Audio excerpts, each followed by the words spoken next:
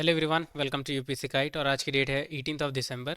और हम देखेंगे क्या क्या इंपॉर्टेंट करंट अफेयर्स कवर्ड है द हिंदू न्यूज़पेपर में। तो वीडियो ज़रूर लाइक करें, और चैनल पर नए हैं या अभी तक सब्सक्राइब नहीं किया है तो प्लीज़ चैनल भी सब्सक्राइब करें। और बेहद माफ़ी चाहूँगा कि काफ़ी लेट से ये वीडियो को मैं अपलोड कर रहा हूँ।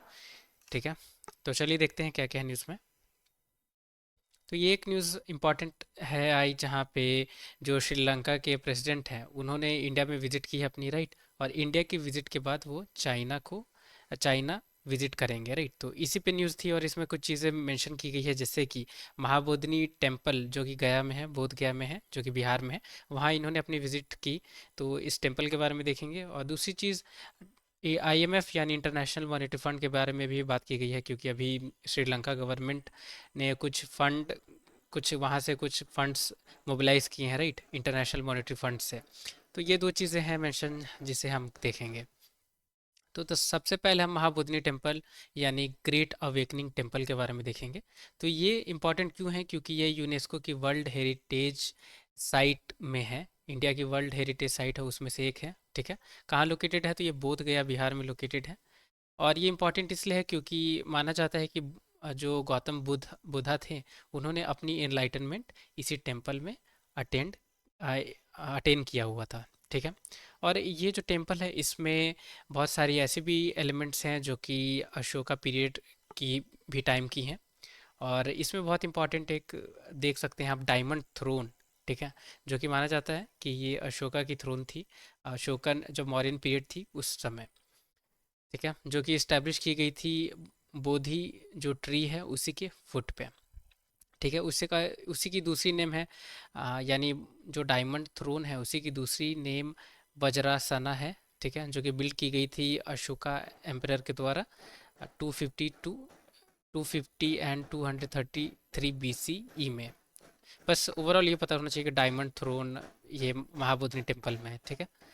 और जो महाबोधिनी टेम्पल है, इसे यूनेस्को की वर्ल्ड हेरिटेज लिस्ट में 2002 में इसे ऐड किया गया था, ठीक है।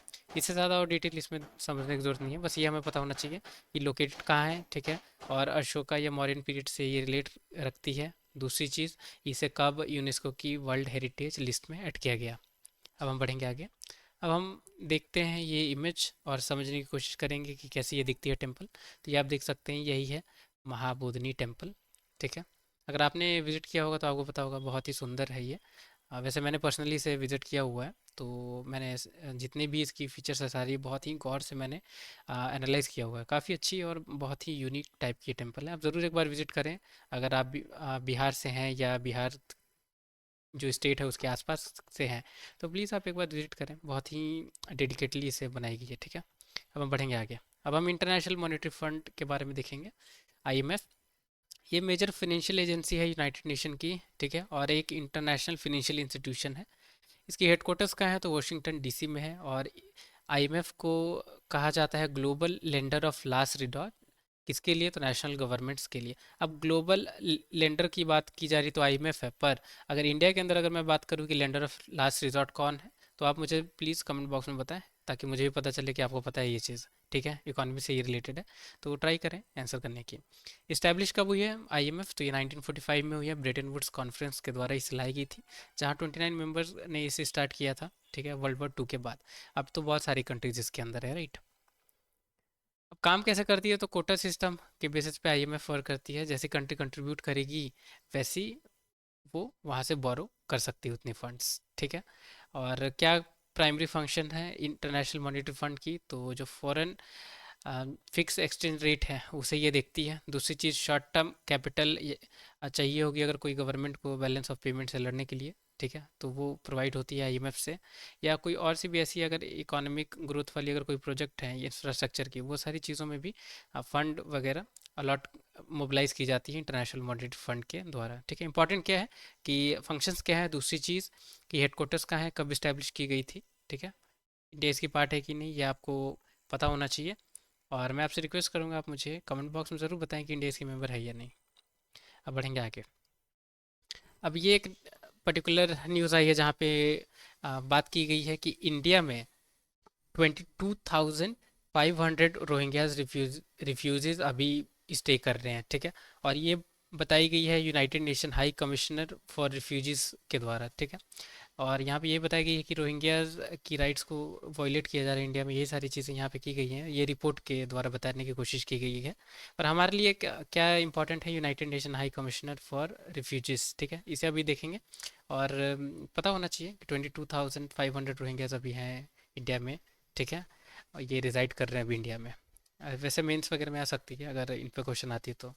बढ़ेंगे आगे। वैसे मेंस में क्वेश्चन आई थी इसके बारे में बहुत पहले कि इलीगल जो माइग्रेंट्स हैं उनसे कैसे डील किया जाए।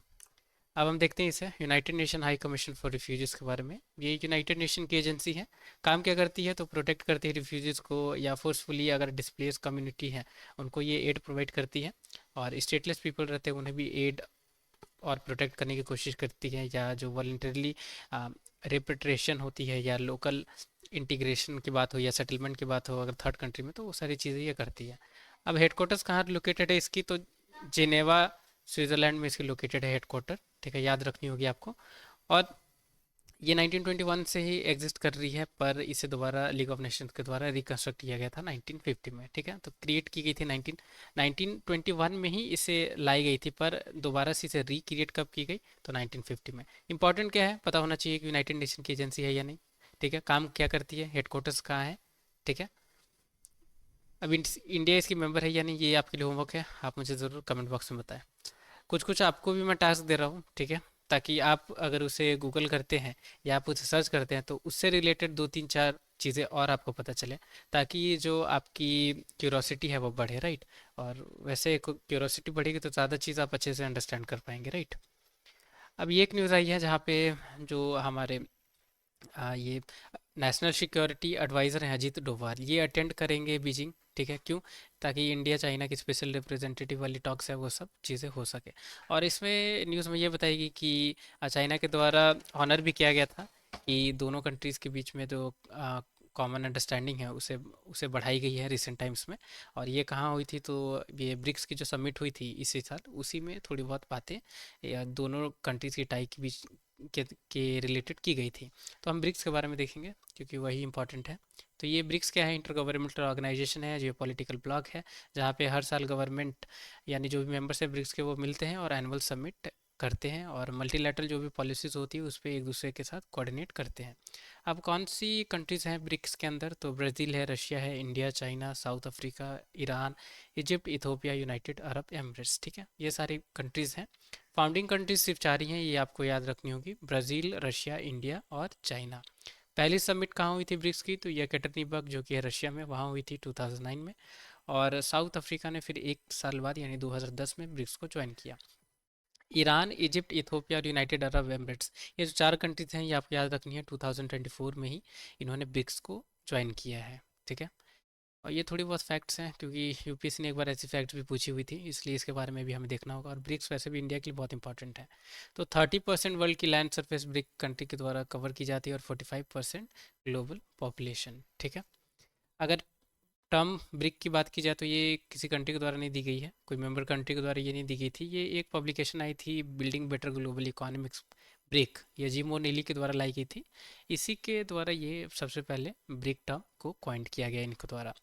अब ये एक इंपॉर्टेंट है, ये आपको याद रखनी होगी कि न्यू डेवलपमेंट बैंक, ये भी ब्रिक नेशन के द्वारा ही, ब्रिक्स के द्वारा ही इसे सेटअप किया गया था 2014 में। और न्यू डेवलपमेंट बैंक की हेडक्वार्टर्स कहाँ है, तो ये लोकेटेड है शंघाई, चाइना में। वैसे न्यू डेवलपमेंट बैंक ऐसी एक ग्लोबल फाइनेंशियल इंस्टीट्यूशन होनी चाहिए, ये इंडिया के द्वारा ही इसे प्रपोज की गई थी फोर्थ ब्रिक्स समिट जो कि दिल्ली में हुई थी वहाँ, ठीक है। तो फोर्थ ब्रिक्स समिट में इंडिया के द्वारा प्रपोज की गई, फिफ्थ ब्रिक्स समिट में इसे साइन किया गया और सिक्स्थ ब्रिक्स समिट यानी 2024 में इसे सेटअप कर दिया गया, ठीक है। 16th ब्रिक की समिट अभी कजान रशिया में हुई है, ये आपको याद रखनी है, 16th थी, ठीक है, क्योंकि यूपीएससी 17 18 ऐसे चेंज करके आपसे पूछ सकती है किसकी हुई है अभी समिट, ठीक है। तो ये चीज़ आप याद रखेंगे। अब बढ़ेंगे आगे।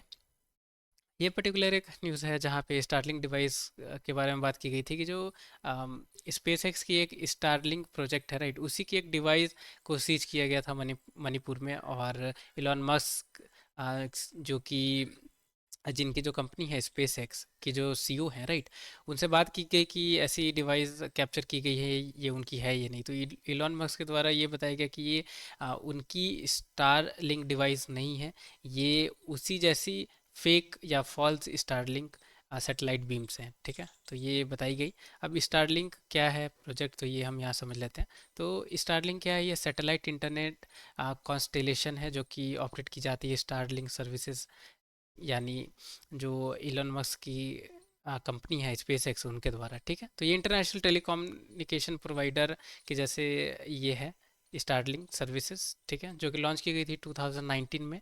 और ये मेन क्या गोल है स्टारलिंक की कि low cost satellite based broadband network को इस्टेब्लिश करने की या क्रिएट करने की कोशिश की गई है, जो कि global global internet access provide कर सके आराम से, ठीक है। ये स्टारलिंक जो सैटेलाइट्स हैं ये लो अर्थ ऑर्बिट पे यानी 350 टू 1200 किलोमीटर रेंज में वाले एल्टीट्यूड पे इसे प्लेस किया गया है, ठीक है। ये थोड़ी बहुत बेसिक है जो हमें पता होना चाहिए स्टारलिंक के बारे में अगर पूछी जाए तो। वैसे स्टारलिंक दूसरी कंपनी का सॉरी दूसरी कंट्री की प्रोग्राम है तो चांसेस कम ही है कि आपसे पूछे। पर अब ऐसी डेवलपमेंट पे मेंस में क्वेश्चन आ सकती है, ठीक है, या स्टारलिंक क्या है ये आपसे इंटरव्यू में पूछा जा सकता है अगर उस टाइम भी अगर ये न्यूज़ में रहती है तो, ठीक है। अब बढ़ेंगे आगे। ये एक न्यूज़ आई है मनरेगा के बारे में जहाँ पे बात की गई है कि जो मनरेगा की वजह से है वो मैच नहीं कर रही है और ना ही कि राइज कर रही है, बढ़ा रही है कॉस्ट ऑफ लिविंग जो भी इंडिविजुअल्स हैं जिन्होंने मनरेगा के अंदर इनरोल किया हुआ है, ठीक है। तो मनरेगा स्कीम के बारे में हम देखेंगे। तो Mahatma Gandhi national rural employment guarantee scheme short form है MGNREGS, ठीक है। मनरेगा के भी नाम से इसे जाना जाता है, ठीक है। इसे लॉन्च कब की गई है तो 2005 में लॉन्चिंग ईयर याद रखेंगे। कौन से मिनिस्ट्री के अंदर है तो मिनिस्ट्री ऑफ रूरल डेवलपमेंट के अंदर है। ये स्कीम क्या प्रोवाइड करती है तो गारंटी प्रोवाइड करती है 100 डेज की एम्प्लॉयमेंट हर फाइनेंशियल ईयर में, ठीक है, हर फाइनेंशियल ईयर में याद रखेंगे। और अडल्ट मेंबर्स जो भी रूरल हाउस होल्ड के हैं अगर वो पब्लिक वर्क करना चाहते हैं अनस्किल्ड मैनुअल वर्क वो इसमें इनरोल कर सकते हैं और यहाँ उन्हें वर्क प्रोवाइड की जाएगी। याद रखनी है अनस्किल्ड मैनुअल वर्क है। अगर गवर्नमेंट फेल होती है एम्प्लॉयमेंट प्रोवाइड करने में तो अनएम्प्लॉयमेंट अलाउंसेस भी देनी पड़ती है ऐसे वर्कर्स को जो जिन्होंने इनरोल किया है इस स्कीम के अंदर, ठीक है। और अगर 15 दिन तक वर्क असाइन नहीं की जाएगी तो अनएम्प्लॉयमेंट अलाउंस जो रहेगी वो 1/4 रहेगी जो मिनिमम वेज है उसकी। और अगर पहली 30 दिन तक वर्क नहीं प्रोवाइड की गई तो हाफ हो जाएगी यानी 2/4 जो मिनिमम वेज है वो प्रोवाइड की जाएगी। और जो वर्क रहती है यूजुअली 5 किलोमीटर रेडियस जो एप्लीकेंट की विलेज है उसी की 5 किलोमीटर रेडियस के आसपास वर्क प्रोवाइड की जाती है। इसके बाहर भी मिलती है वर्क, ठीक है, 5 किलोमीटर रेडियस के बाहर भी। तो वैसे कंडीशन में क्या होती है कि अलग से ट्रैवल अलाउंस वर्कर्स को या इंडिविजुअल्स जिन्होंने इनरोल किया हुआ है इस स्कीम के अंदर उन्हें एक्स्ट्रा पैसे यानी अलाउंस दी जाती है। अगर पेमेंट इसमें इस स्कीम के अंदर वीकली बेसिस पे की जाती है वर्कर्स को। अगर डिले होती है अगर पेमेंट में भी वैसे में भी कंपनसेशन प्रोवाइड की जाती है डिले के लिए, ठीक है। और जो वेमेंस हैं उन्हें गारंटी की गई है कि जो 1/3 जॉब्स हैं मनरेगा के अंदर वो उनको गारंटी की गई है, ठीक है। तो याद रखेंगे 1/3 है 2/3 नहीं है, 1/3 जॉब्स वीमेन के लिए रिजर्व है यानी गारंटी की गई है। अब रजिस्ट्रेशन प्रोसेस की बात की जाए तो एप्लीकेंट ग्राम पंचायत जाते हैं वहाँ पे रजिस्ट्रेशन कराते हैं अपनी और उसके बिहाफ पे ग्राम पंचायत के द्वारा जॉब कार्ड्स वगैरह इशू होती है। अब काम क्या क्या दी जाती हैं तो वाटर कंजर्वेशन हो, वाटर हार्वेस्टिंग हो, ड्रॉट प्रूफिंग हो जैसे कि अफॉरेस्टेशन हो, इरिगेशन वर्क्स दी जाती है। अगर ट्रेडिशनल वाटर बॉडीज़ को रिस्टोर करनी हो तो वो वैसी वर्क दी जाएगी, राइट। लैंड डेवलपमेंट हो, फ्लड कंट्रोल हो, रूरल कनेक्टिविटी या ऐसी और भी वर्क्स अगर गवर्नमेंट के द्वारा नोटिफाई हो रही हो तो वो सारी वर्क इन्हें प्रोवाइड की जाती है। अब बढ़ेंगे आगे। ये पर्टिकुलर एक न्यूज़ आई है जहाँ हम मिनिमम सपोर्ट प्राइस के बारे में बात की गई है, ठीक है। और एक पीएम किसान स्कीम के बारे में आपको पता होगा, राइट, उसके बारे में भी बात की गई है। तो होता क्या है कि पीएम किसान जो कि स्कीम है जो कि फार्मर्स के लिए लाई गई है, ठीक है। तो इसके अंदर क्या होती है कि 6,000 पर ईयर गवर्नमेंट के द्वारा फार्मर्स को direct DBT direct benefit transfer होती है, ठीक है। और जो पैनल एक सेटअप की गई थी वहाँ ये बताया गया कि जो पीएम किसान स्कीम है जिसमें अभी 6,000 दिए जाते हैं फार्मर्स को इसे बढ़ा के 12,000 कर देना चाहिए, ठीक है। ये एक रिकमेंडेशन है, हालांकि अभी ये इम्प्लीमेंट नहीं हुई है, ठीक है, बस रिकमेंडेशन है। और एमएसपी की आ, जो डिमांड है कि इसे लीगली गारंटी कर देनी चाहिए तो उस पे थोड़ी बहुत इसमें बात की गई है। इंपॉर्टेंट हमारे लिए एमएसपी है। दूसरी पीएम किसान स्कीम, ठीक है। पीएम किसान स्कीम के बारे में मैंने बहुत बार आपके साथ डिस्कशन की हुई है, राइट। तो अभी हम उसे नहीं पर एमएसपी के बारे में देखेंगे, ठीक है। बस ओवरऑल ये पता होना चाहिए कि जो फार्मर्स है उन्हें हेल्प की जा रही है, 6,000 रुपीज़ उन्हें दी जाती है ताकि जो भी पेस्टिसाइड वगैरह लेना हो, या अगर कोई भी फार्म रिलेटेड, यानी जो भी एग्रीकल्चर रिलेटेड अगर कोई भी अगर कॉस्ट लगती है उन्हें, तो उसमें उन्हें थोड़ी रिलीफ मिल सके, उसके लिए कम एज अ कंपनसेशन तौर पे ये स्कीम लाई गई थी। ठीक है।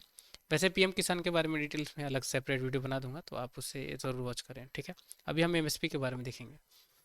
तो मिनिमम सपोर्ट प्राइस, एमएसपी, ये सेलेक्टेड जो क्रॉप्स हैं खरीफ और रबी सीजन में, उन उन पे ये डिक्लेयर होती है, सेलेक्ट किए जाते हैं कुछ ही सेलेक्टेड क्रॉप्स हैं रबी और खरीफ सीजन में। याद रखनी है, सारी की सारी जो क्रॉप्स खरीफ या रबी सीजन में होती है सारी कवर्ड नहीं है, ये चीज़ याद रखेंगे। ठीक है।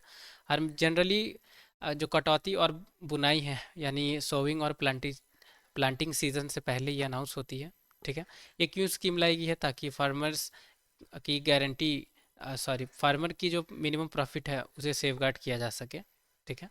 और जो कंट्री की फूड सिक्योरिटी, जो वाली जो चीज़ें हैं, यानी फूड सिक्योरिटी है, वो कंट्री की इंक्रीज़ करने की इस स्कीम के, इस पर्टिकुलर जो इनिशिएटिव है, यानी मिनिमम सपोर्ट प्राइस, इससे कोशिश की गई है।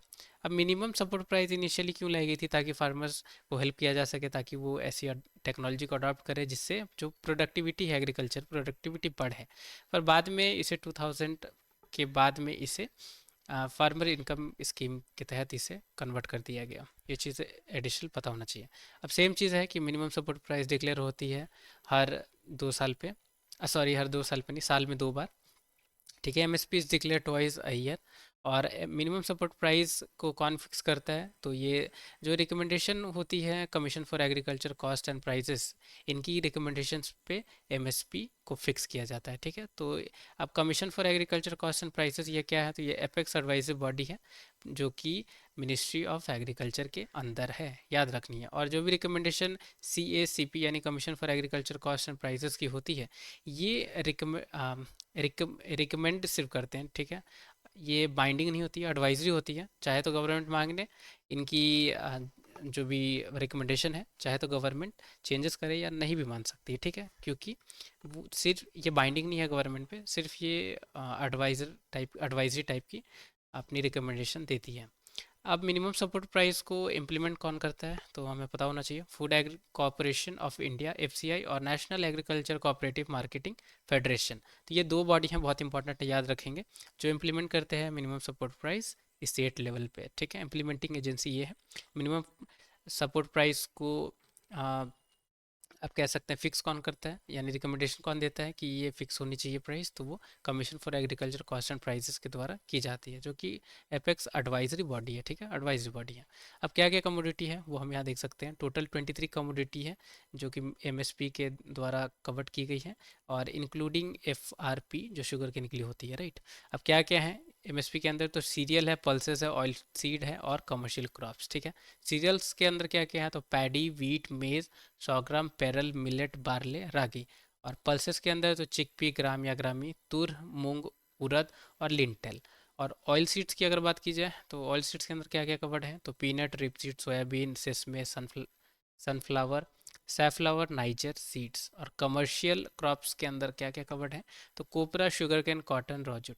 और ये कमर्शियल क्रॉप्स के अंदर शुगर केन, कॉटन और रॉजूट, इस तीनों के बारे में ऑलरेडी यूपीएससी ने सेपरेटली भी पूछा हुआ है। कोपरा के बारे में एक बार ज़रूर आप चेक करें। ठीक है। अब बढ़ेंगे आगे। जो cabinet committee on economic affairs है, यानी CCEA, जो कि चेयर किए जाते हैं प्राइम मिनिस्टर के द्वारा, यही रिस्पॉन्सिबल है MSP को अनाउंस करने के लिए। ठीक है। फिक्स कौन करता है, तो CACP। ठीक है। इम्प्लीमेंट कौन करता है, तो FCI, और अभी जस्ट हमने देखा national corporate national agriculture cooperative marketing federation, यानी NAFED। ठीक है। और अनाउंस कौन करता है MSP को, तो cabinet committee on economic affairs. ठीक है। ये चीज़ें आपको याद रखनी होगी। अब बढ़ेंगे आगे। ये पर्टिकुलर एक छोटी सी ही न्यूज़ है, जहाँ डिपार्टमेंट ऑफ बायोटेक्नोलॉजी के द्वारा किसान कवच को डेवलप किया गया है। ठीक है। किसान कवच क्या है, तो पेस्टिसाइड सूट है जो कि फार्मर्स के लिए डेवलप की गई है डिपार्टमेंट ऑफ बायोटेक्नोलॉजी के द्वारा। ठीक है। किसान कवच क्या है, ऐसा करके आ सकता है। ठीक है। वहाँ पेस्टिसाइड सूट्स हो गई, या लोन लोन इंश्योरेंस, सॉरी, जो फार्मर लोन्स है उसकी इंश्योरेंस है, या ऐसा कुछ आ सकता है। ठीक है। तो याद रखेंगे पेस्टिसाइड सूट्स है किसान कवच। बढ़ेंगे आगे। अब ये पर्टिकुलर एक न्यूज़ आई है, ठीक है, जहाँ पे ये बात की गई है कि सीवर या सेप्टिक टैंक क्लीनिंग्स है, जो क्लीन की जाती है, ये ऑक्यूपेशनल बेस्ड वर्क है, ठीक है। और ना ही, और ये कोई आप कह सकते हैं कि कास्ट बेस्ड कोई वर्क नहीं है, ये इनके द्वारा बताई गई। और ये बताई गई कि जो 92% जो वर्क प्रोफाइल हैं वो शेड्यूल कास्ट से आते हैं और शेड्यूल ट्राइब से आते हैं और अदर बैकवर्ड क्लासेस से भी आते हैं, ठीक है। और जनरल कैटेगरी में भी 8% ऐसे लोग हैं जो कि सीवर और सेप्टिक टैंक क्लीनिंग वगैरह करते हैं, राइट। और वैसे भी आपको पता होगा कि इंडिया के द्वारा ये भी एक बहुत इम्पोर्टेंट स्टेप ली गई है उनके द्वारा कि ये अ, जो मैनुअल स्कैवेंजिंग है ये सारी चीज़ें ख़त्म करनी है इंडिया के अंदर, राइट। और रिसेंटली सुप्रीम कोर्ट ने भी ऐसा बोला कि कोई सी भी हद क्रॉस कर सकते हैं हम, ताकि ये मैनुअल स्कैवेंजर्स जो है या मैनुअल स्कैवेंजिंग जो हो रही है इसे रोका जाए। और इसी को स्टॉप करने के लिए नमस्ते प्रोग्राम लाई गई है, ठीक है। जिस नमस्ते स्कीम बहुत ही एक इम्पॉर्टेंट स्कीम है, पता होना चाहिए इसके बारे में। अब नमस्ते स्कीम के बारे में हम देख लेते हैं। फुल फॉर्म क्या है, तो national action for mechanized sanitation ecosystem, short form है नमस्ते स्कीम। यूपीएससी पूछ सकती है या तो इसके बारे में डिटेल, या आपसे डायरेक्टली पूछ ले कि नमस्ते स्कीम रिसेंट टाइम्स में न्यूज़ में थी, ये किस चीज़ से रिलेटेड है, ठीक है। तो ये ministry of social justice and empowerment के द्वारा और ministry of housing and urban के द्वारा इसे लॉन्च की गई है। नमस्ते स्कीम को कब लॉन्च की गई थी, तो 2023 में। ये क्यों की गई है, ताकि सेफ अच्छे से सेफ्टी को इंश्योर किया जा सके और डिग्निटी जो सैनिटेशन वर्कर है उनकी डिग्निटी को प्रमोट किया जा सके, ठीक है। और हजार्डियस क्लीनिंग है, ठीक है, उसे भी प्रिवेंट करने की कोशिश की गई है। और इसमें ट्रेनिंग वगैरह भी दी जाएगी, ये सर्टिफिकेशन वगैरह भी सैनिटेशन वर्कर को दिया जाएगा। और जो रिहेबिलिटेशन जो हजार्डियस क्लीनिंग जैसे सीवर या सेप्टिक टैंक्स की हो रही है, तो वैसे इंडिविजुअल की रिहेबिलिटेशन भी इस स्कीम के द्वारा की जाएगी, ठीक है। इंपॉर्टेंट है, याद रखेंगे नमस्ते स्कीम किस चीज़ से रिलेटेड है, ठीक है। अब बढ़ेंगे आगे। ये एक बज इमेज ही आई है और ज़्यादा इसके बारे में कोई डिटेल्स नहीं है द हिंदू में कवर्ड, बट बस इसमें सोंगहुआ रिवर के बारे में मेंशन है। अब सोंगहुआ रिवर कहाँ है, तो ये प्राइमरी रिवर है चाइना की, ठीक है, चाइना कंट्री की है। ये चाइनीज़ रिवर है, ये बस याद रखेंगे, क्योंकि मैच द फॉलोइंग में से यूपीएससी पूछ सकती है। क्योंकि इंटरनेशनल रिवर्स है, रिवर्स जो है उस पर भी यूपीएससी ने क्वेश्चन पूछा हुआ था, जैसे कि मोजम्बिक रिवर के बारे में या जाम्बिया रिवर के बारे में भी एक बार यूपीएससी ने पूछा हुआ था। तो इम्पॉर्टेंट है, याद रखेंगे कि सोंगहुआ रिवर ये कौन सी कंट्री की रिवर है, तो चाइना की। वैसे रिवर और उसके सामने कंट्री, ऐसे मैच द फॉलोइंग में आपसे पूछ सकती है यूपीएससी, इसलिए याद रखेंगे इसे। अब ये एक पर्टिकुलर न्यूज़ आई है जहाँ पे बात की गई है कि जो म्यांमार के एथनिक रेबल ग्रुप्स हैं उन्होंने हेडक्वार्टर्स को कैप्चर कर लिया 30 साल बाद। तो ये न्यूज़ है, वैसे खास कुछ इसमें जानकारी हमारी प्रीलिम्स के लिए इम्पोर्टेंट नहीं है, बस हमें ये पता होना चाहिए कि म्यांमार की जो बाउंड्री है वो इंडिया की कौन कौन सी स्टेट से शेयर होती है, ठीक है। तो यहाँ देख सकते हैं 1643 किलोमीटर्स की लैंड बाउंड्री शेयर होती है इंडिया के साथ, म्यांमार कंट्री की। और कुछ स्टेट हैं जिनसे बाउंड्री शेयर होती है, जैसे कि अरुणाचल प्रदेश, नागालैंड, मणिपुर और मिजोरम, ठीक है। ये स्टेट्स हैं जिनकी बाउंड्री शेयर होती है। अगर लेंथ वाइज अगर बात की जाए तो सबसे ज़्यादा अरुणाचल प्रदेश की होती है 520, फिर मिजोरम स्टेट की होती है 510, फिर मणिपुर की 398, फिर सबसे कम होती है नागालैंड से 215, ठीक है। मैप में देखेंगे कुछ और चीज़ें कि म्यांमार की कौन कौन सी कंट्री के साथ बाउंड्री शेयर होती है, तो बांग्लादेश के साथ होती है, इंडिया के साथ होती है, चाइना के साथ होती है, राइट, लाओस के साथ होती है, थाईलैंड के साथ होती है, ठीक है। ये कुछ कंट्रीज है जिनसे कि बाउंड्री शेयर होती है म्यांमार कंट्री की। अब बढ़ेंगे आगे। अब ये पर्टिकुलर न्यूज़ आई है जहाँ पे नेशंस ने डिसाइड किया है कि अपनी एम्बेसी को ओपन करेगी सीरिया में, क्योंकि अभी नई रूलर वहाँ पे इस्टेब्लिश किए गई हैं, राइट। क्योंकि असद वाले के जो रिजिम चल रही थी वो तो अब हट चुकी है सीरिया से, राइट। तो अभी इस्लामिस्ट हायत तहीर अल्साम HTS इनकी अभी ऑक्यूपेशन है सीरिया में। तो अब उनके द्वारा क्या क्या ऐसी डेवलपमेंट की जाएंगी वो सारी उनके बारे में थोड़ी बहुत यहाँ बात की गई है। और कुछ जो कंट्रीज़ हैं जैसे कि टर्की है, कतर है, राइट, यूनाइटेड स्टेट है, ये से या यूके है, ये सब अपनी एम्बेसीज ओपन करेंगी यहाँ, ये सारी बातें की गई हैं। बस मैप में हम देखेंगे कि कौन कौन सी कंट्री की बाउंड्री शेयर होती है सीरिया से। तो टर्की की होती है, इराक की होती है, जॉर्डन की होती है, इसराइल की होती है, लेबनान की होती है, ठीक है। और यहाँ मेडिटेरियन सी है। और ये जो छोटी सी लैंड दिख रहे हैं, आई आप देख रहे हैं ये पीस ऑफ लैंड, ये कौन सी कंट्री है, तो ये है साइप्रस, ठीक है। बस कौन कौन सी कंट्री से बाउंड्री शेयर होती है और ये कहाँ है ये हमें पता होना चाहिए। ये कौन सी है, तो ईरान कंट्री, आपको पता ही होगा, राइट। ये है कैस्पियन सी, और ये है ब्लैक सी, और ये है मेडिटेरियन सी, और ये है रेड सी, राइट। और ये जो अभी मेरी कर्सर है ये गल्फ ऑफ अकाबा, जो कनेक्ट होती है रेड सी से, ठीक है। और 4 कंट्री से बाउंड्री शेयर होती है इसकी, इजिप्ट, इसराइल, जॉर्डन और सऊदी अरेबिया। ये पर्शियन गल्फ है। कौन कौन सी कंट्री से बाउंड्री शेयर होती है इसकी? तो ईरान है, इराक है, Saudi Arabia, Kuwait, Bahrain, Qatar, United Arab Emirates, ठीक है। ये कुछ कंट्रीज़ हैं जिनकी बाउंड्री शेयर होती है। अब हम बढ़ेंगे आगे। अब ये पर्टिकुलर एक आर्टिकल आई है जहाँ पे बात की गई है कि अगर एविएशन सेक्टर अगर एक कंट्री होती तो ये वर्ल्ड की टॉप 10 कंट्री के अंदर आती green house gas emitting Nations में, ठीक है। ये बात की गई। और यहाँ ये बताई गई है कि प्राइवेट जो एविएशन है या जो प्राइवेट जो एयरक्राफ्ट्स हैं, प्लेन्स हैं, उनसे बहुत ज़्यादा एमिशन हो रही है अभी कार्बन डाइऑक्साइड और नाइट्रोजन ऑक्साइड की। और ये भी बताई गई कि इंडिया में 112 ऐसे प्राइवेट प्लेन्स रजिस्टर्ड हैं। और इंडिया टॉप 20 कंट्री के अंदर आती है अगर बात की जाए प्राइवेट एयरक्राफ्ट की ओनरशिप में। तो ये सारी चीज़ें इसमें बताई गई हैं। और उड़ान स्कीम के बारे में भी बात की गई है कि कैसे उड़ान स्कीम। अब ये उड़ान स्कीम की फुल फॉर्म क्या है? तो उड़े देश का आम नागरिक। ये स्कीम की मेन एम क्या है कि रीजनल कनेक्टिविटी को बढ़ाया जा सके और जो एयर ट्रैवलिंग है उसे अफोर्डेबल बनाया जा सके कंट्री के अंदर। तो ये लॉन्च कब हुई है? तो ये 2016 में इसे लॉन्च किया गया था। और ये स्कीम जॉइंटली फंड की जाती है सेंट्रल गवर्नमेंट और स्टेट गवर्नमेंट के द्वारा। अब ये स्कीम को 10 इयर्स के लिए रन कराया जा रहा है और बाद में इसे और भी एक्सटेंड किया जा सकता है। और गवर्नमेंट ने भी रिसेंटली 2023 में इसकी फिफ्थ जो वर्जन है उसे फिफ्थ राउंड इसकी लॉन्च भी की है, राइट। अब इसमें दो इम्पॉर्टेंट चीज़ें हैं जो हमें पता होना चाहिए। एक तो वायबिलिटी गैप फंडिंग, जो कि गवर्नमेंट और स्टेट गवर्नमेंट, सेंट्रल गवर्नमेंट और स्टेट गवर्नमेंट के द्वारा की जाएगी ताकि जो भी कॉस्ट ऑफ ऑपरेशंस जो पड़ती है एयरलाइंस की उसे मैनेज किया जा सके। और दूसरी चीज़ रीजनल रीजनल कनेक्टिविटी फंड को भी लाया गया है, ठीक है, ताकि जो भी वायबिलिटी गैप की फंडिंग है, राइट, उसकी रिक्वायरमेंट यहाँ से पूरी हो सके। तो बस ये पता होना चाहिए कि अफोर्डेबल और रीजनल कनेक्टिविटी को प्रमोट करने के लिए स्कीम लाई गई है। तो ये लॉन्च की गई है 2016 में, 10 ईयर के लिए रन कर रही है, जॉइंटली रन की जा रही है, ठीक है। इसकी फिफ्थ अभी वर्जन भी राउंड भी अभी लॉन्च की गई है 2023 में। इसके अंदर वेरिएबिलिटी गैप फंडिंग है जो कि मैनेज करने के लिए, जो कॉस्ट ऑफ ऑपरेशन है उसको मैनेज करने के लिए ये लाई गई है। और इसी को अच्छे से मैनेज किया जा सके उसके लिए रीजनल कनेक्टिविटी फंड को भी क्रिएट किया गया है, ठीक है। ये मिनिस्ट्री, एविएशन मिनिस्ट्री के अंदर ये स्कीम है, ठीक है। और इससे ज़्यादा और कुछ मेरे हिसाब से तो नहीं हमें समझने की ज़रूरत है। और वैसे इस पे क्वेश्चन एक बार आ चुकी है ऑलरेडी। तो यही थी सारी जानकारी द हिंदू न्यूज़पेपर में, आज बहुत सारी चीज़ें थी, राइट। तो वीडियो ज़रूर लाइक करें और चैनल पर नए हैं या अभी तक सब्सक्राइब नहीं किया तो चैनल भी सब्सक्राइब करें। मिलते हैं कल की न्यूज़ एनालिसिस में। Till the time, take care, have a great day ahead.